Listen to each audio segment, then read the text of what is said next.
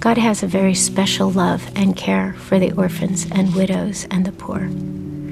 And at least 50% of the time, if not more, when he does this list of the orphans and widows, it's the aliens.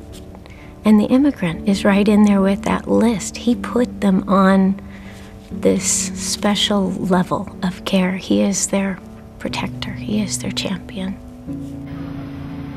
The reason I came here at the age of 5 was my mother came looking for her 14-year-old son, whom she hadn't seen for a couple years. Her son told her not to leave me behind, so my mother decided to bring me here. The church has played an important part in my life. They saw that I could make it in college. God provided sponsors, amazing sponsors. I recently finished with a master's in psychology. Someday I hope to give back to the communities that probably wouldn't be able to afford counseling. Even though I have a master's degree now, because I don't have a social security, I cannot become a licensed therapist. The basic question is, do you view God as Father? Abba, Father. If then we have a common Father, we are brothers and sisters. If then we are kin, we need to stop the family feud. And the most important item, they are coming to earn a living, to make a living. We cannot live without bread. When I look at what is clear for me, biblically, it's clear that I care for the stranger. It's clear that I care for the alien. I would challenge anybody, and I tell this in our church, just go and do a word study. Just go and do a word study on alien and stranger. And if you can, after doing that, looking at all the scriptures listed, you can say, God has no desire to care for those people. Therefore, you can turn your back and walk away, then you go for it. But after reading all the scriptures on that particular topic, one by one by one, if you read them and you really understand what God's saying, you're going to have to go down the road of thinking about, how do I actually give care to a stranger, to an alien who's right here in our midst. I was born and raised in South Korea until I was 11 years old. And soon after, my mom and my dad divorced and we filed bankruptcy.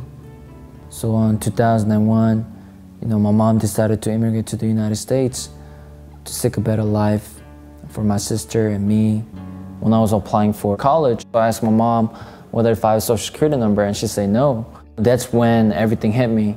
I couldn't get a job or obtain a driver's license or receive financial aid. I was afraid whether or not I could even go to college. Si tú estás demasiado alta, tan alta, que solamente tienes tiempo para ti, nunca vas a sentir el dolor de las personas y de las familias. Esposos que tienen que separarse de sus esposas. Padres que tienen que dejar a su esposa y a sus hijos. Madres que tienen que buscarnos a nosotros y decirnos, pastor, ¿usted estaría dispuesto a tomar la responsabilidad de mi hija de 5 o 6 años si un día inmigración me deportara a mí? My name is Charles Anthony Washington. I was born in San Francisco, California, here in the United States. My name is Tracy Washington, and I was born and raised in Melbourne, Australia. We got married on April 2nd, 2009. Our son and my wife were considered undocumented due to the fact that we hadn't filed the necessary forms. We were informed by Immigration Customer Service number that we had extended time. There was really no rush to get the paperwork in. We received the deportation letters approximately 2 weeks after our oldest son had gotten detained by the police department. Basically, they had 2 weeks to get out. We were given the option to either not go pick up the child or go pick up the child and my wife would have to be placed in an ankle bracelet as if she was a criminal. It's unreal. I mean, you know, to be given the wrong information and not even know that it's wrong. Politics is always complex and usually confusing. And every time I vote, I am never totally confident that I understand the issues. But I do understand this enough to know that the system is broken and it isn't working and it's not just, and we need reform. I'm confident of that much. Being undocumented has really drawn me closer to God, and it's really made me, ask those hard questions. Sometimes I say, really, God? Like, wouldn't it have been easier to just let me do life in Mexico? I mean, all I want to do is give back to my community. I'm not asking for much. Even if it took for me to be in this situation, He was going to draw me close to Him, and that He was going to show me that, I care about you, I love you, and there's a purpose behind everything, and I'm taking care of you, no matter what people say and do.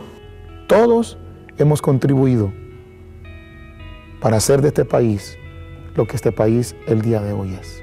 Entonces, el dolor de la comunidad es profundo y tenemos que sentirlo. Pero no lo vamos a sentir si no tomamos la actitud del Hijo de Dios, que es bajando donde está el dolor y la necesidad de la gente. I think God calls all of His followers, all the followers of Jesus Christ, to stand up for those that are in need, care for those that are oppressed, to be a voice, to be an advocate, to call out when things need to change. I think that's all followers of Christ.